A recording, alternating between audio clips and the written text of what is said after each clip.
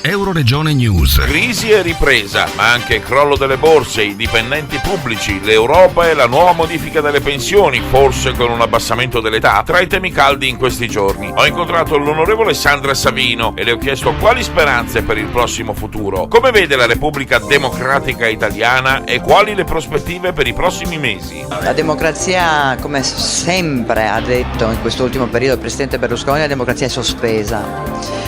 Non esiste una democrazia nel nostro paese, c'è un Parlamento comunque che non lo dice la sottoscritta ma lo dice la Corte Costituzionale, è stato eletto con una legge incostituzionale, c'è un Premier che non è stato eletto, quindi chiaramente questo non va bene e dopo 2-3 governi così con tra l'altro che sono presentati agli italiani con un certo tipo di programma, poi questo programma viene messo nel cassetto e l'idea del percorso politico dei cittadini poi viene stravolto invece da realtà di bottega, da inciuci di bottega, da ditte che si danno da fare per conquistare in modo militare il potere, questo è. Quindi mi auguro che si possa andare al voto quanto prima per ridare voce agli italiani e perché gli italiani possano esprimere il loro pensiero. Dal Medio Friuli per Euroregione News, Marco Mascioli. I nostri servizi sono disponibili su internet all'indirizzo www.euroregionenews.eu.